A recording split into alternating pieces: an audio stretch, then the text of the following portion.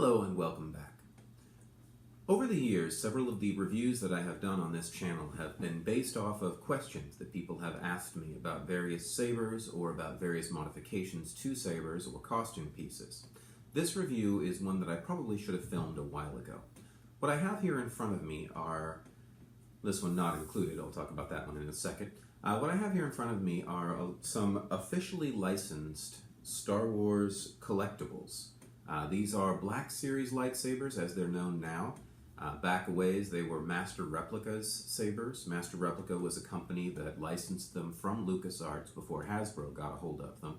And the Hasbro is making the Black Series sabers. These things are still on the market. They're fairly easy to come by. You'll sometimes see them in Walmart.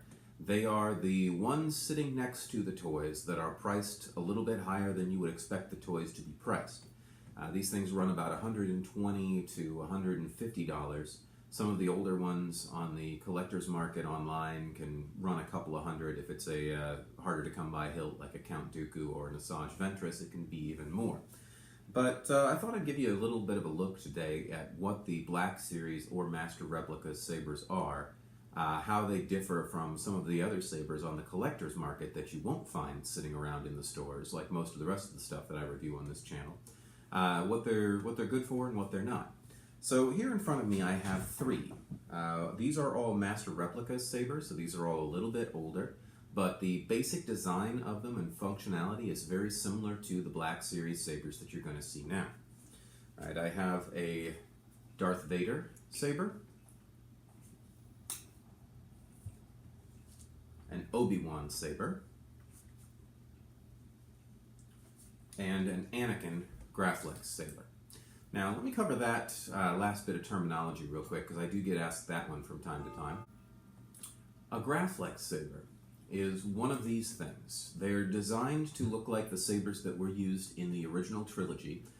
This one that you saw with Luke and Obi-Wan is called a Graflex saber because it was made out of a Graflex, which was a brand name of a flash bulb that they used at the time, or a flash stick. This thing, if you see one of these, a real Graflex on the market, it looks just like this lightsaber, but with a lamp coming up out of the top, and maybe not without the black things. So they took these sort of on-hand flash bulbs and modified them into some of the first lightsabers. Now, I tend to refer to a Darth Vader as a Graflex. That's not technically correct. It was still a flashbulb lightsaber, or still a flashbulb like the Graflex, but it was a different brand. It was like a Highland or something like that. I'm sure one of you guys can correct me in the notes. But I tend to refer to them both as sort of Graflex sabers. It's not my favorite design, but that's what that term means. So at any rate, let's talk a little bit about the Black Series. Now, these things are more or less screen accurate, so they're really good for costume pieces. They're fairly well made. They are metal. They usually have hidden switches. For the Anakin, it's this little curve right here is the switch. The Obi-Wan, the switch is this little switch plate right here. And the Darth Vader, the switch is this little switch plate. I used to have a Mace Windu one. The switch was one of the golden accents up near the top of the hilt. The Darth Maul one of the little red grommets turns and is the switch for that one. But they hide the switches pretty well. The detail on them is fairly nice. These things are actually pretty dang heavy compared to a standard saber. Just a little bit about what's under the hood on here. Just like with a standard saber, pommels usually unscrew, but inside you have a removable battery pack that usually takes AAAs, has a speaker built in. The electronics are in here in the rest of the saber. Some of them take AAAs, some of them take AAs. I'm putting that in backwards, which is why that's not working. But fairly similar design to some of the sabers on the collector's market. You notice that at least this one, actually two of these, have the same CoverTech wheels. They're plastic instead of metal that you're going to see on some of the other collectors. The primary thing that makes the Black Series sabers different from the sabers you get on the collector's market is the electronics. Now, I talk from time to time also about string blades, and I talk about how I also don't like those. String blades, well, let me show you one here. So watch this saber as it powers on. Watch the light, and you're going to see the light build from right here and move towards the tip.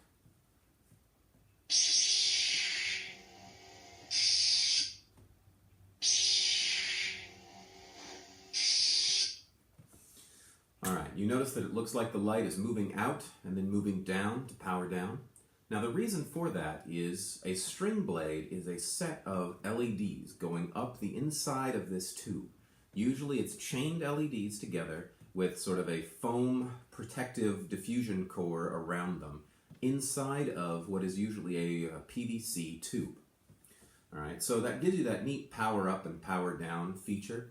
It also makes the light fairly evenly illuminated here. Just to turn that on, you end up with none of that flare at the base and tapering off as it goes up that you get from some of the baselit hilts. Now, by way of comparison, this is a baselit hilt. This is an Electrum Sabercraft saber. All right, now if I power this on, there we go. All right, you see that it's brighter down here, gets to be a little bit dimmer up towards the point. All right, we've got an interesting blade flicker on this, but when I powered it on, it just came on all at once. And when I power it off, it just dims a little bit, but it still pretty much just goes off all at once. So that's a baselit hilt. Now what we mean by baselit is that in a standard blade, I can take the blade off. I've just got a hilt. I've got a high-powered LED down here. This LED shines up what is basically a hollow tube with diffusion film in it to illuminate the blade. Okay, with these, like I said, the lights are in the blade. It's a stringed set of LED lights. Now, the benefits of the string blade. It gives you even illumination. There are some high-end string blades on the market, like a Makoto, and some of the others, I think. Pock Store makes a few, but the higher-end ones have really nice, tight strings of blades all the way up, and they can be very, very bright because you don't have to illuminate all the way up a tube. It's actually shining right there, so even in daylight, a string blade can hold up pretty well. The catch with string blades is that what you gain in that sort of brightness and those neat features of being able to power up and power down, you lose in weight and durability. I mentioned how the Black Series sabers are quite significantly heavier than a baselit saber. The electronics are more in these, but also just that string of LEDs, that metal and LED and foam that goes up the inside of this blade, makes the blade weigh quite a bit more than just this empty tube does. Now, one of the things I like about the baselit blades is that the weighting on them is actually like what you'd expect a lightsaber to be. If the blade is just light, then the saber would be the majority of the weight. If the lightsaber blade is very light, then the majority is still the weight of the hilt. These things get to be blade heavy, which makes it a little bit harder to do tricks with them. The other thing about them is the fragility. Now I'm going to turn this Vader one on again, and if you look at the blade in terms of even illumination, you're going to see a couple of dead spots in here. Right there, and right there.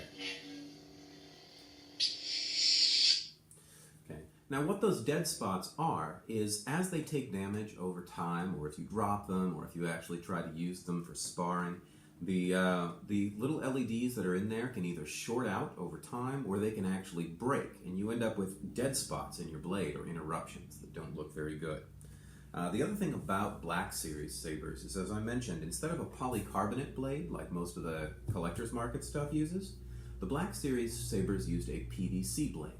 Now let me go ahead and show you get you a close-up of what happened, or what can happen with a PVC blade. This is the Anakin one.